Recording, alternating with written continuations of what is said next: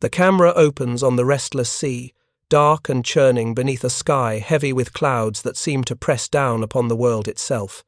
The English Channel rolls in great swells, lifting and dropping the transport ship with a rhythm that turns stomachs and tests the resolve of even the steadiest men. Below deck, soldiers lie crammed together in the dim light, some asleep despite the constant motion, others awake and staring at nothing, their faces pale green from seasickness. Whispered prayers drift through the cramped space, mingling with the creaking of metal and the distant rumble of engines. The air smells of salt water, diesel fuel, and fear. Before we jump back in, tell us where you're tuning in from, and if this story touches you, make sure you're subscribed because tomorrow I've saved something extra special for you. The camera finds Sergeant Thomas T.J. Carter among the men, sitting apart from the others on a wooden crate, his back against the cold steel wall of the ship. He is 29 years old, though his eyes carry the weight of decades. The son of a sharecropper from Georgia, he learned early that survival meant keeping your head down and your mouth shut. But the army had taught him something different. Here, in uniform, he could stand tall, even if the world around him still wanted him bent.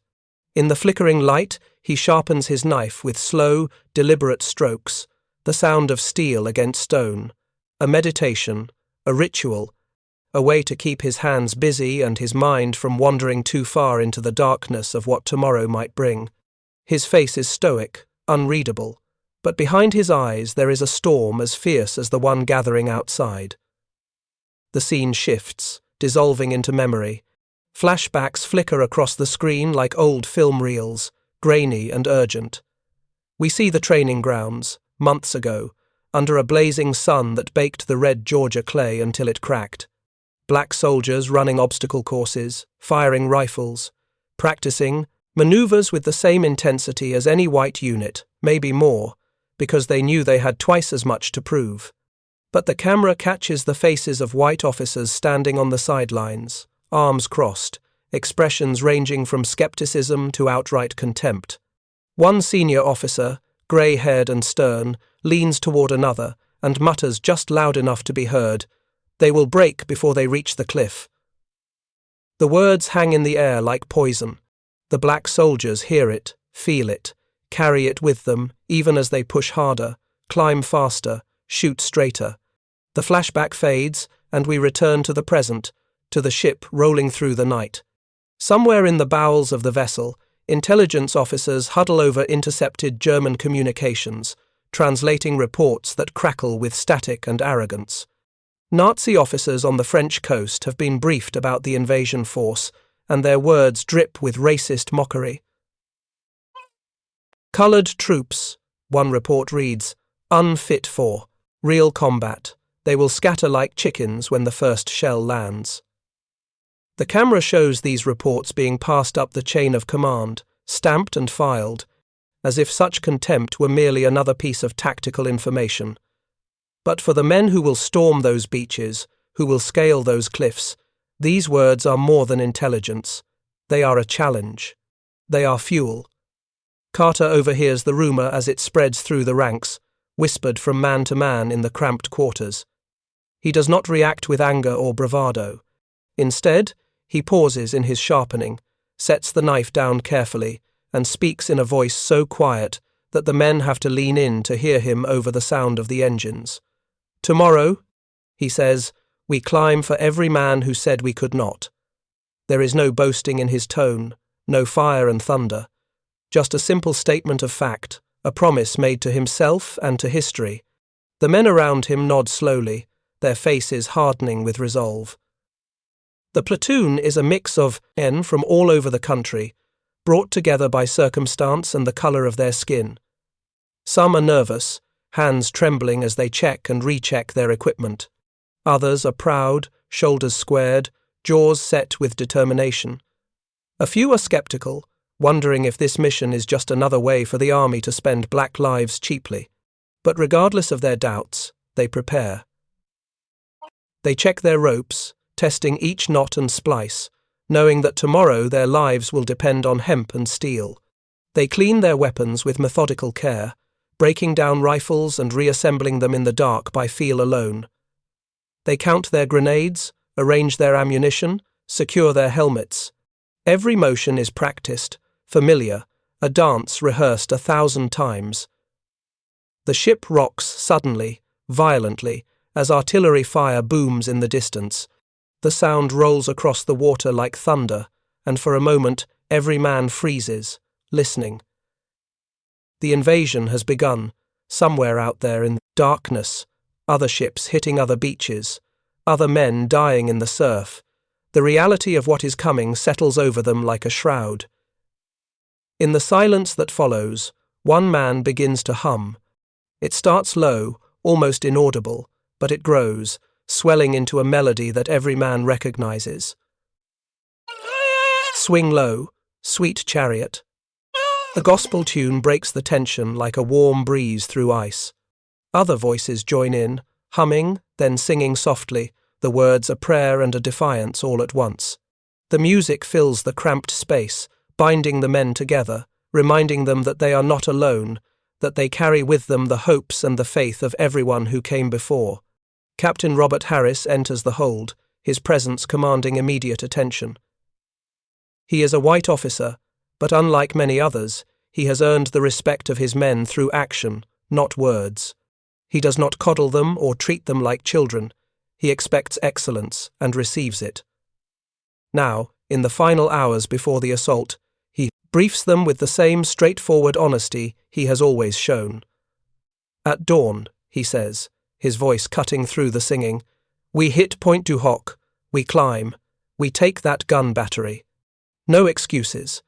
His eyes sweep over the men, meeting each gaze in turn. "I know what they have said about you. I know what the enemy thinks. Tomorrow, you prove them all wrong." He does not say more. He does not need to. As the engines rumble louder and the rain begins again, drumming on the deck above their heads. T.J. Carter moves to a small porthole and looks out toward France.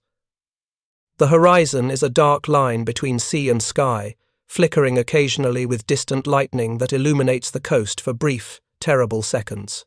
Somewhere out there, the enemy waits. Somewhere out there, history is being written. Tomorrow, at dawn, they will add their names to it. Carter places his hand flat against the cold glass, feeling the vibration of the ship, the pulse of the war itself. The weight of centuries of doubt presses down on his shoulders, but he does not bend. He stands tall, looking into the storm, ready.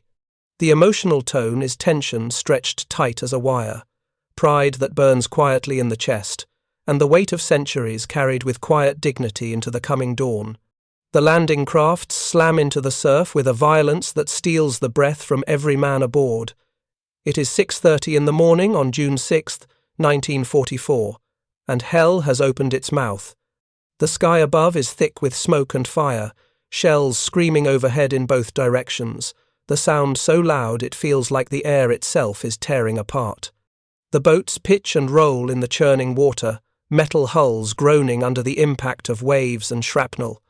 Men grip their rifles with white knuckles, some doubled over and vomiting into the bilge water at their feet, others screaming prayers to gods they hope are listening, still others silent and pale as ghosts, their eyes wide and unblinking. Overwhelming. Gunpowder, salt water, diesel fuel, and the sharp metallic tang of fear. A soldier near the front of the craft suddenly shouts above the chaos, his voice cracking with terror. The word barely leaves his lips before a mortar shell screams down from the grey sky and slams into the water just beside the ramp. The explosion is blinding, deafening, a white-hot blast that lifts the front of the boat and sends men tumbling like rag dolls. Several are killed instantly, their bodies torn apart before they even have a chance to step into the war. Others are thrown overboard, disappearing into the churning surf. Blood sprays across the metal walls, mixing with seawater and rain. The ramp drops with a hydraulic hiss, and the remaining men have no choice but to go forward into the madness. Carter moves without thinking, his training taking over where his mind threatens to shut down. He dives into the freezing water, holding his rifle high above his head, trying to keep the weapon dry even as the ocean swallows him whole. The water is so cold it feels like knives against his skin, and his uniform, already heavy with gear, becomes impossibly heavier as it soaks through. His boots fill with seawater, each step through the surf a battle against the weight trying to drag him down. Around him, men struggle and fall, some dragged under by their equipment, others cut down by machine gun fire that stitches across the water in lethal patterns. The cliff looms ahead, a massive wall of wet, slippery rock that rises 100 feet straight up into the smoke-filled sky. It looks impossible, a barrier placed there by nature itself to mock the ambitions of men. At the top, the German machine guns are already firing, Mg42 seconds that spit bullets so fast they sound like enormous zippers being torn open. The sound is continuous, relentless, a mechanical scream that drowns out even the artillery. Tracers arc down from the heights like deadly fireflies, and where they touch the beach, men die.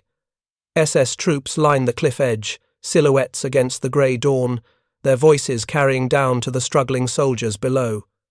Fewer, fewer, they shout, the German command to fire echoing again and again. The enemy unleashes everything they have, raking the beach and the water with non-stop fire.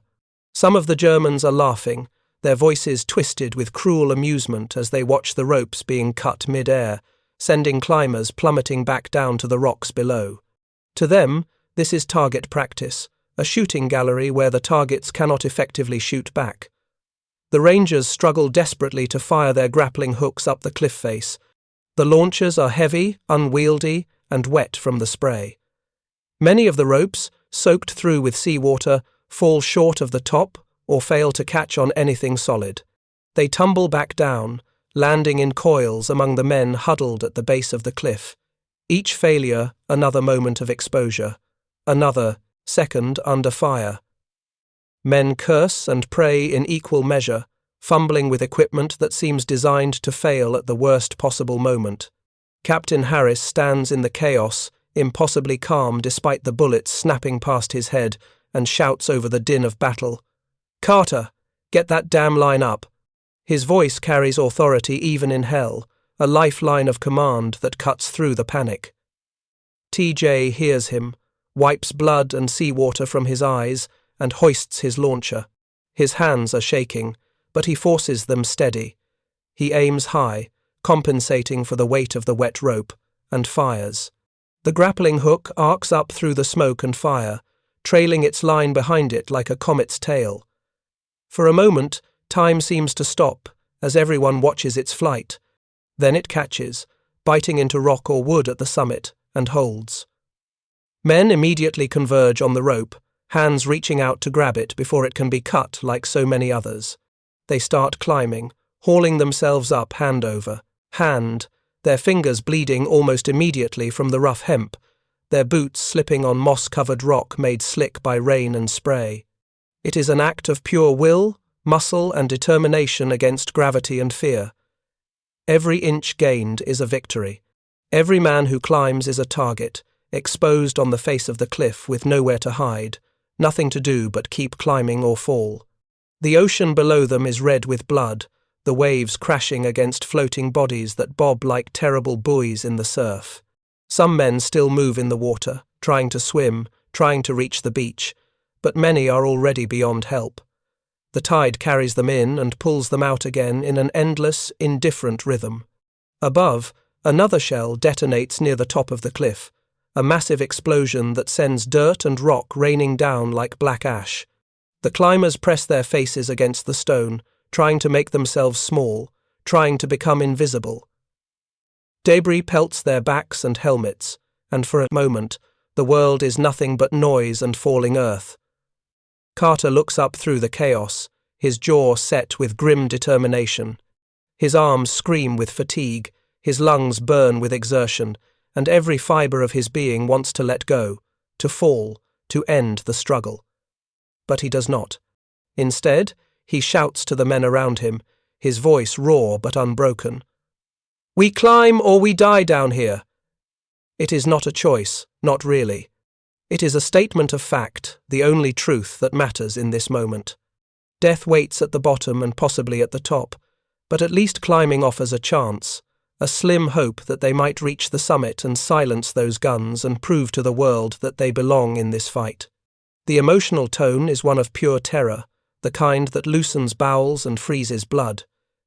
Chaos reigns supreme, every second a lifetime, every moment balanced on the knife edge between life and death.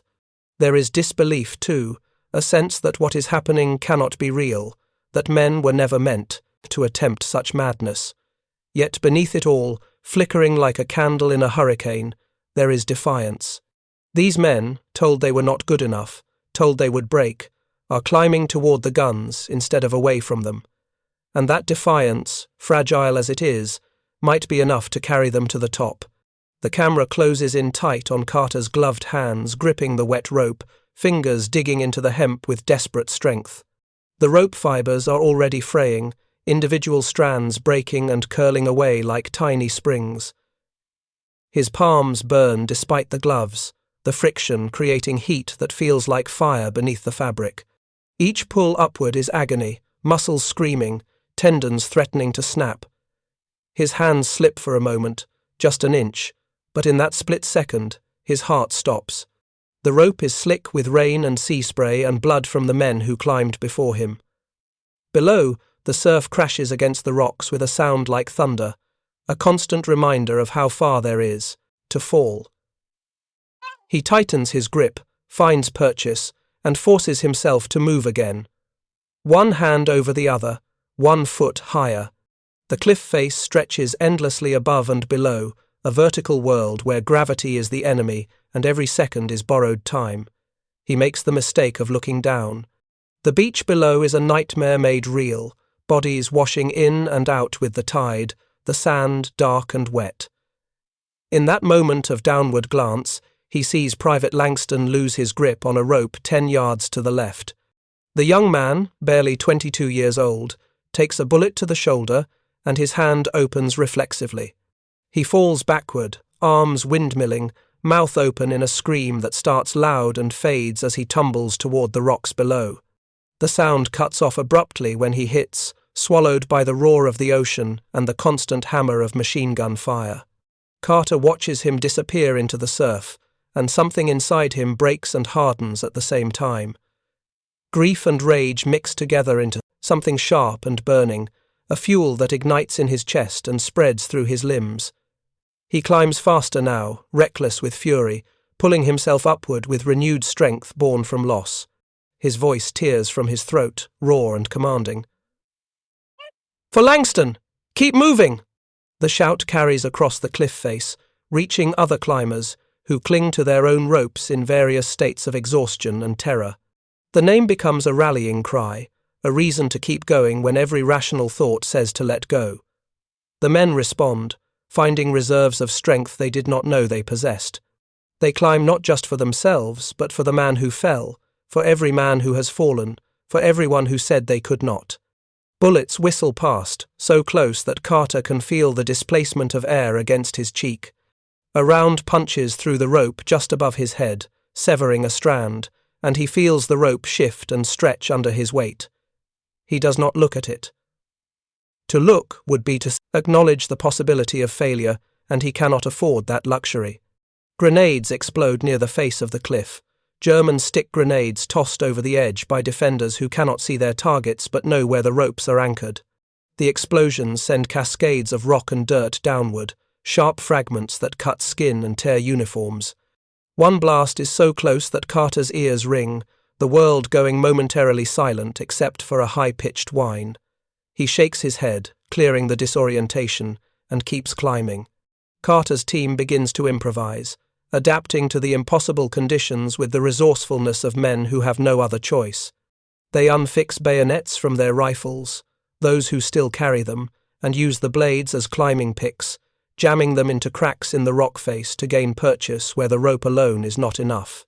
It is slow, brutal work, but it moves them upward inch by inch. Their hands are torn and bleeding, fingernails cracked and peeling, but still they climb. This is what training could never fully prepare them for. The reality that war is not won by the strongest or the best equipped, but by those who refuse to stop. One soldier, Private Ellis, a thin man from Alabama with a voice that once filled church halls on Sunday mornings, starts singing softly between ragged breaths. The song comes out in fragments, barely audible over the gunfire. Ain't no grave gonna hold my body down. It is an old spiritual, a song sung by slaves who believed in freedom even when freedom seemed impossible. His voice wavers but does not break. Another man hears it and joins in, his bass notes adding depth, then another, and another, until a dozen voices are singing in rough harmony, turning the climb into a defiant hymn. The music rises up the cliff face like a prayer, like a challenge, like a promise. They sing not because they believe they will survive, but because singing is the last thing free men can do when everything else has been taken. The scene cuts to the German perspective at the top of the cliff. A young SS gunner, no more than 19 years old, stares down at the climbers with an expression of pure disbelief. His face is pale beneath the coal scuttle helmet, his eyes wide. He shouts to his comrades, his voice cracking with shock. "Sie klettern, schwarze Soldaten!" The German words tumble out in a rush of confusion and fear. They are climbing, black soldiers. The propaganda had promised him that such men would break and run at the first sign of danger, that they were inferior, incapable of real courage. But here they are, climbing through hell itself, singing while they do it. The gunner's worldview cracks, and for a moment he hesitates. That moment costs him. His Mg42 has been firing in sustained bursts for minutes on end, barrel glowing cherry red from the heat and volume of fire. Now, with a mechanical cough and a smell of burning metal, the weapon overheats. The gunner curses, yanking back the bolt, trying to clear it, but the mechanism is too hot to touch. Around him, other Germans scramble for fresh ammunition belts, their movements frantic. They had not expected this. No one had expected this level of determination, this refusal to die quietly. T.J. Carter, now within 30 feet of the summit, reaches for one of the grenades clipped to his webbing. His fingers, slick with blood and sweat, fumble with the pin. He pulls it free, holds the grenade for a count of 2 to let the fuse burn down, then hurls it upward with every ounce of strength he has left. The grenade arcs over the lip of the cliff, a small dark shape against the smoke-filled sky, and explodes with a sharp crack that is felt as much as heard. The blast silences a machine gun nest momentarily, sending bodies and equipment tumbling. Dirt and debris shower down, but for a few precious seconds, the fire from that position stops. Carter uses those seconds to climb faster, his teeth gritted with effort, his entire body, a single coiled spring of muscle and will. With sheer exhaustion pulling at every fibre of his being, with his vision narrowing at the edges and his arms feeling like lead weights, Carter reaches the rim of the cliff. His knife is clenched between his teeth, the blade cold against his tongue. His fingers find the edge, rough rock and torn earth, and he pulls himself up and over with a final heaving effort that nearly costs him consciousness.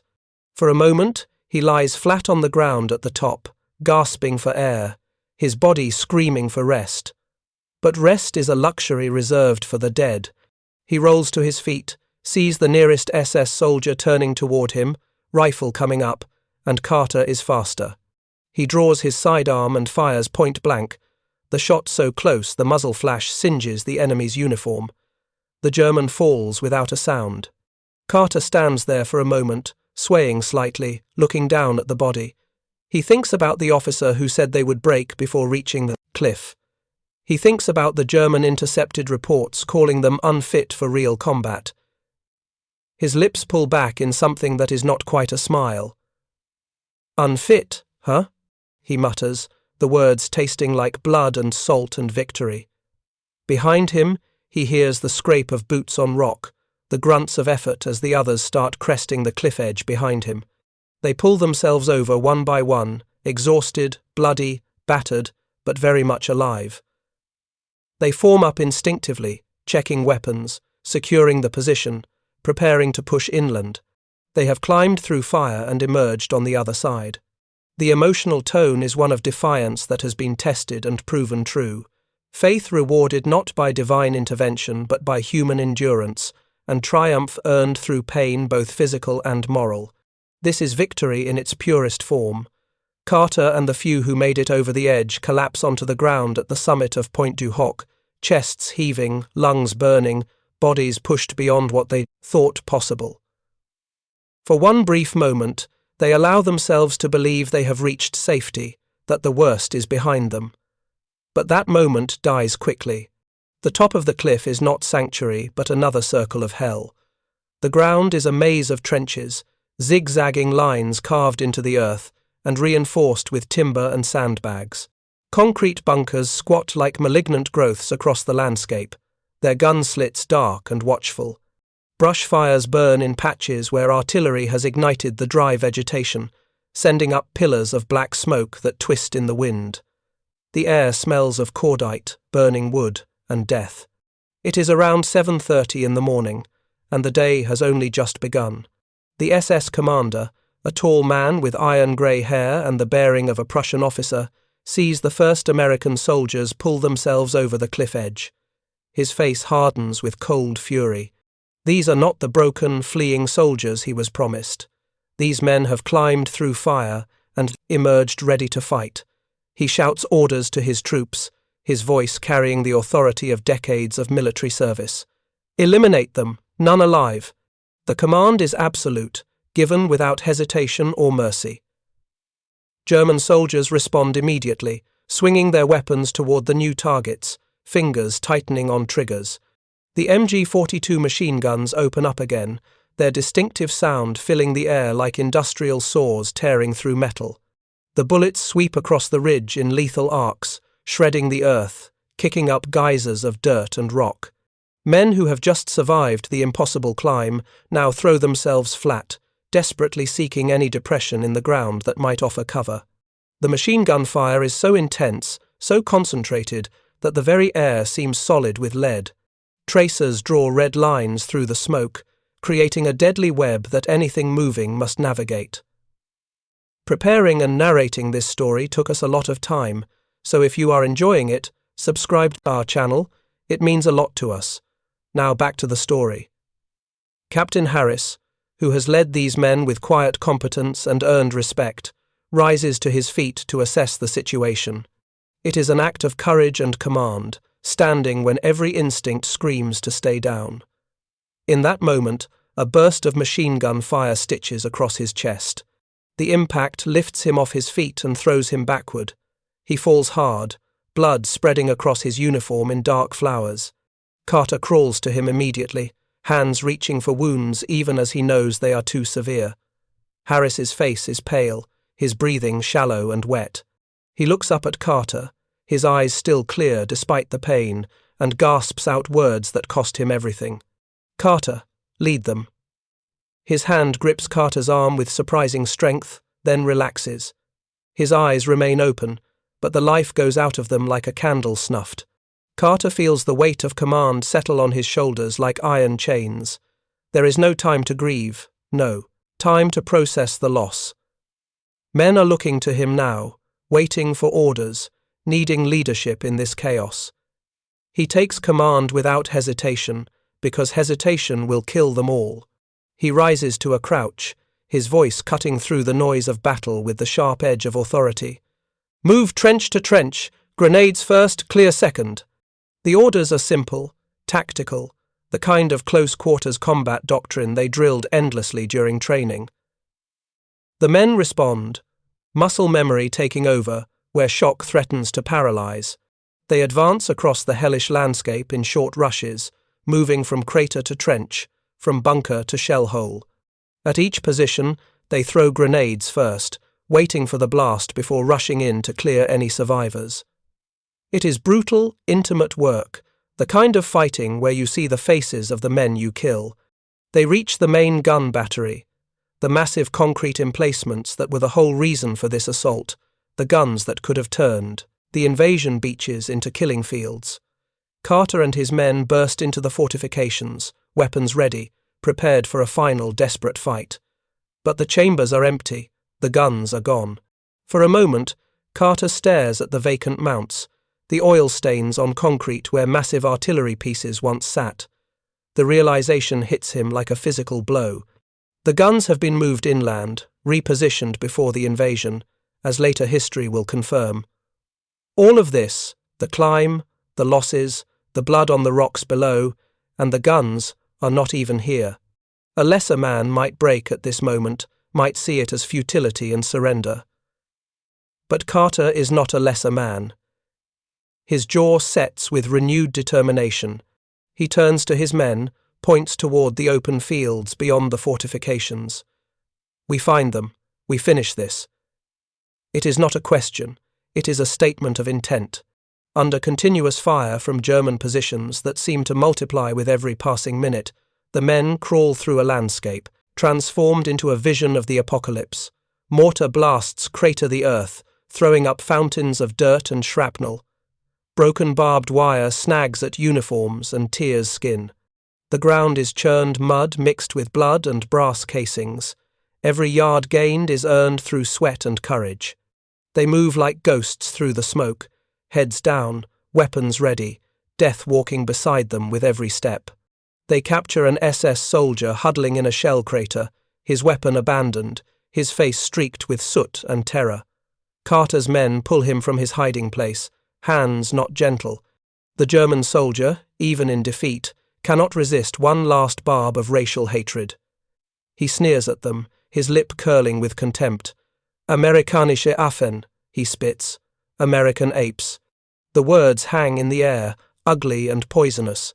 Carter hears them. Every man hears them. But Carter does not respond with violence or anger. He simply looks at the prisoner for a long moment, his expression unreadable, then turns and marches past.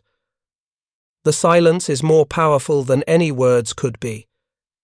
They have already proven everything that needs proving.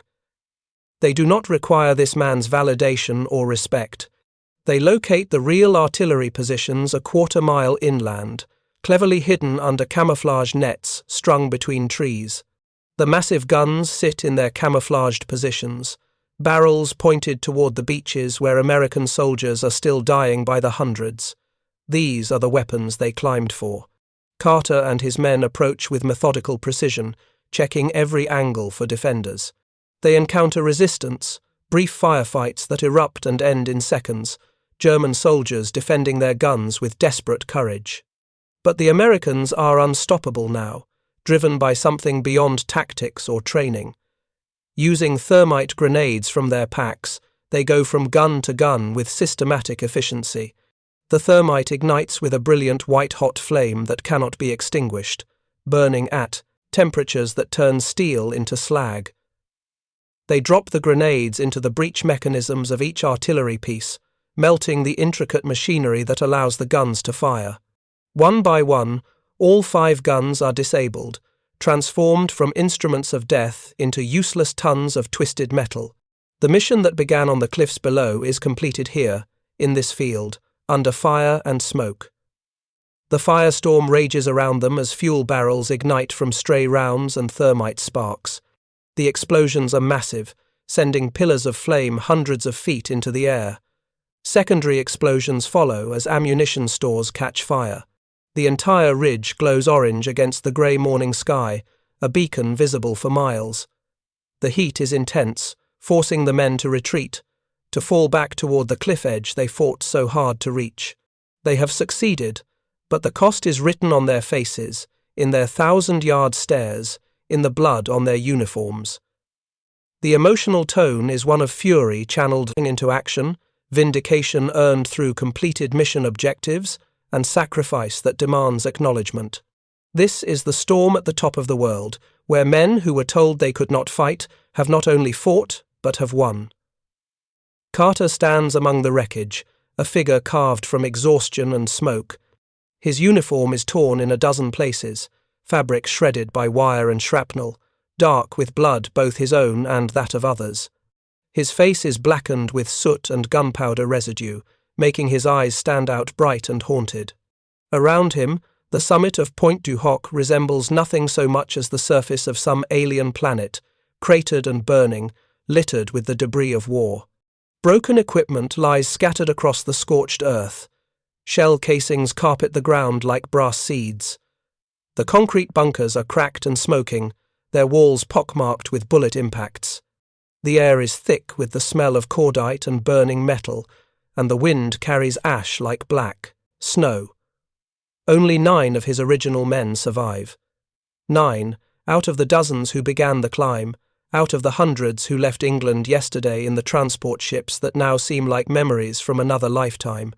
The survivors stand or sit in various poses of collapse, their bodies pushed beyond every limit, running now on nothing but the fumes of adrenaline and the stubborn refusal to die.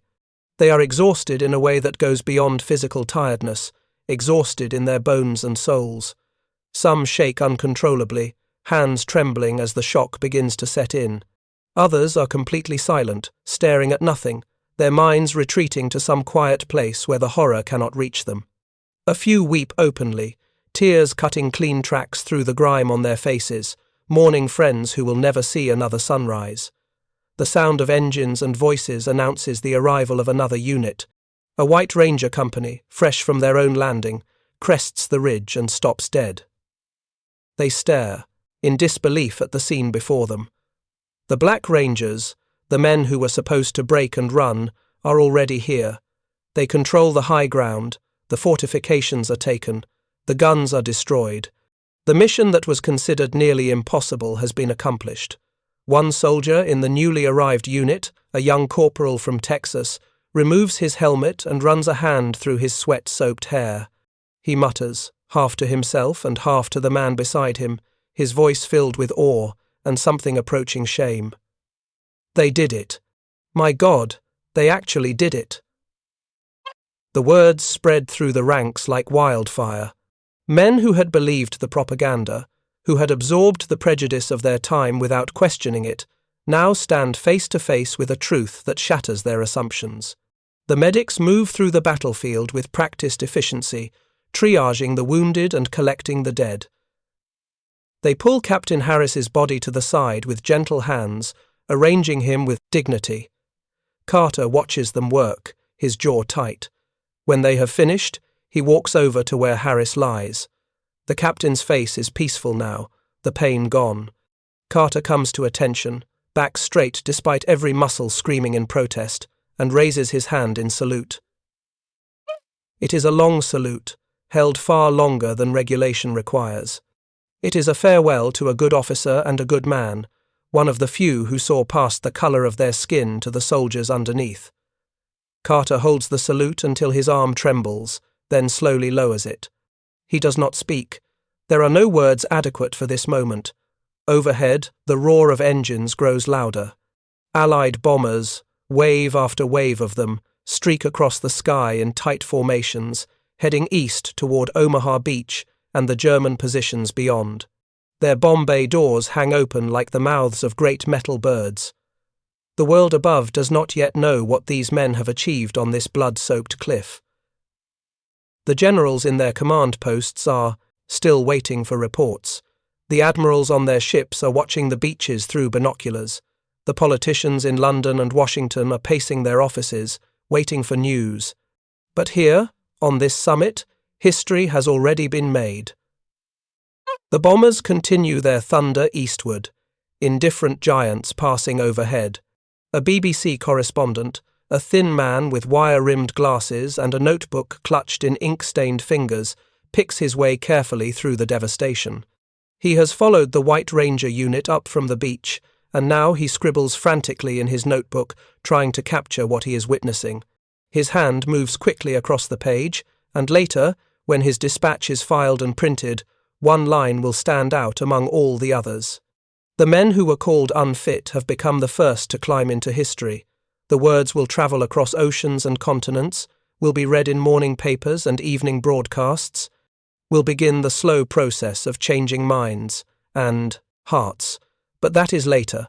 For now, he simply writes, bearing witness. Carter walks to the edge of the cliff, his boots crunching on loose rock and spent ammunition. He looks down at the beach far below. The waves are still crashing against the shore with their eternal rhythm, indifferent to human suffering. Bodies still bob in the surf, dark shapes in the grey water. Some have washed up onto the sand, arranged in lines by the tide like driftwood. Others float farther out, slowly dispersing. More men are landing now, wave after wave of them, pouring onto the beaches to push inland. The invasion continues. The war continues. It will continue for months yet, for years in some places. Carter watches it all from his high vantage point, and something profound settles over him. He whispers, his voice barely audible over the wind and the distant gunfire. This is what freedom costs. The words are not angry or bitter. They are simply true, a recognition of the price that must be paid and has been paid and will be paid again. Freedom is not free.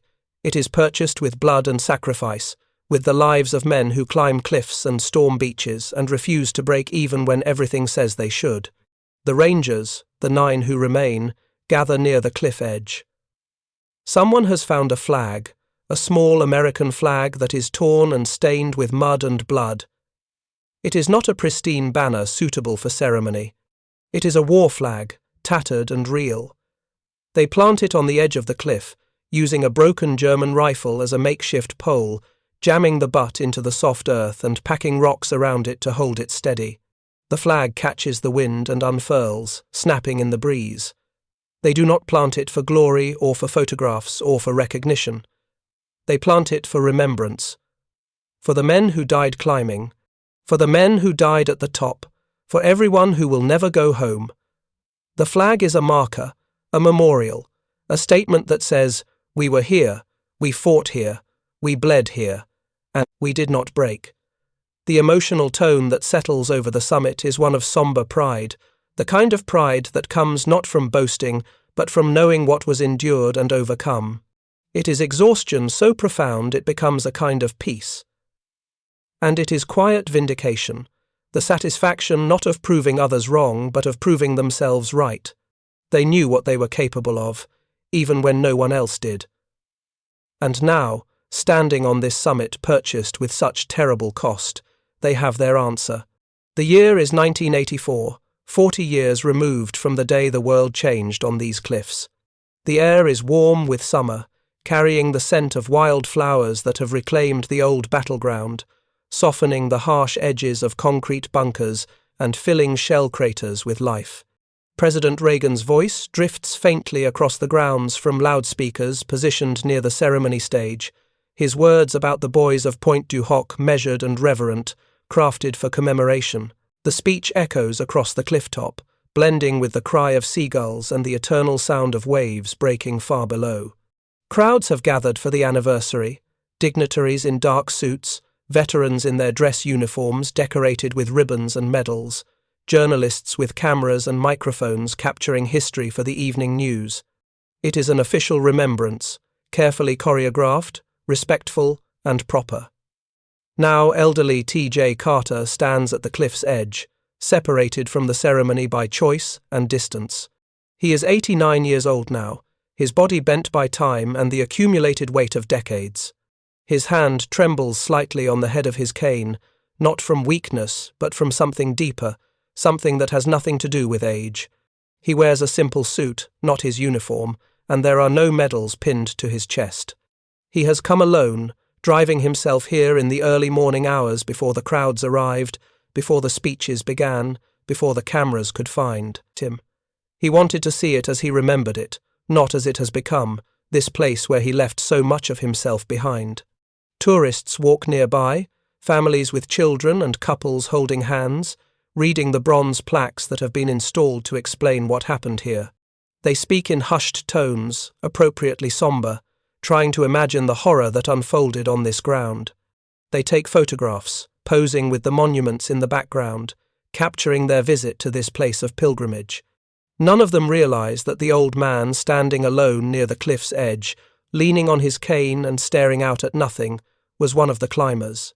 He is invisible to them, just another elderly veteran among hundreds, his story locked away behind eyes that have seen too much and said too little. Carter moves closer to the cliff face, his steps slow and careful. He reaches out with his free hand and traces the rock with his fingertips, feeling the texture of stone worn smooth in places by wind and rain and the passage of 4 decades. His fingers find the grooves and indentations where ropes once hung, where grappling hooks bit into earth and held the weight of desperate men. He presses his palm flat against the rock, and the old rope burns on his hands begin to ache, phantom pain from wounds that never properly healed. The scars are still there, pale lines across his palms and fingers, a permanent record written in skin and tissue of the day he climbed through hell. The world around him begins to fade, the sounds of the ceremony and the tourists dissolving into memory. Flash cuts assault his mind, images as vivid and sharp as if they happened yesterday instead of 40 years ago. He sees Langston's face, young and terrified, his mouth open in that scream that was swallowed by the surf. He sees Ellis singing between ragged breaths, his voice carrying that old spiritual up the cliff face like a prayer. He sees Captain Harris falling backward, blood spreading across his chest, his final words still echoing across the decades. Their faces crowd his vision, not the faces of heroes in photographs, but the real faces, tired and frightened and determined. He remembers their voices, their jokes during training, their fears whispered in the darkness before the landing. He remembers everything, and it is a burden he has carried alone because no one ever asked, and he never knew how to tell them. Carter's lips move, forming words that are barely audible, meant for ghosts and memory rather than the living world around him. "They said we were not fit to fight," he whispers, his voice cracking with emotion held back for 40 years. "But we fit right here, in history." The words are simple, unpolished, not the kind of eloquent phrases that presidents speak into microphones. But they are true in a way that speeches can never be, true because they are paid for with blood and validated by survival. He and his men had climbed when the world said they could not. They had fought when the world said they would break. They had won when the world said they would fail. And the world, eventually, had to acknowledge what they had known all along. He reaches into his pocket and pulls out a single dog tag, worn and tarnished with age. The name stamped into the metal is not his own. He has carried it since that morning, keeping it close as a promise, as a memorial, as a way of ensuring that someone would not be forgotten. With fingers that tremble more than before, he bends down slowly, his joints protesting, and drops the dog tag into the grass at the cliff's edge. It falls silently, disappearing among the wildflowers and the new growth. The wind picks up, carrying the sound of distant waves, that eternal rhythm that was witness to everything that happened here and continues on regardless. The tag will rust and fade and eventually return to the earth, a small piece of metal becoming part of the ground it defended. As the camera pulls back, rising up and away from the solitary figure of the old soldier, the view expands. The entire clifftop comes into frame, the bunkers and monuments, the crowds gathered for remembrance, the dignitaries on their stage, and above it all, at the highest point of the cliff, the American flag ripples in the ocean breeze. It is not the same flag that was planted here 40 years ago, but it occupies the same space, fulfills the same purpose. This flag is battered by countless storms, sun-bleached by decades of exposure, its colours faded but still recognizable. The fabric is worn thin in places, frayed at the edges, but it remains unbroken, still flying, still marking this ground as sacred. The flag snaps and billows in the wind, and in its movement there is defiance and memory and promise. The image holds for a long moment, the flag against the sky, the old man small beneath it, the waves crashing far below. Then, as the scene begins to fade, words appear on the screen. Simple white text against the K's, darkening image. Courage is not born from acceptance, it is forged under fire. The quote hangs there, final and absolute, a summation of everything that has come before. The emotional tone is reflective, looking back across the decades with clear eyes. It is redemptive, finding meaning in sacrifice and validation in survival. And it is quietly triumphant, not with the loud celebration of parades, but with the deep satisfaction of knowing that truth, eventually, prevails. Up next, you've got 2 more standout stories right on your screen. If this one hit the mark, you won't want to pass these up. Just click and check them out. And don't forget to subscribe and turn on the notification bell so you don't miss any upload from us.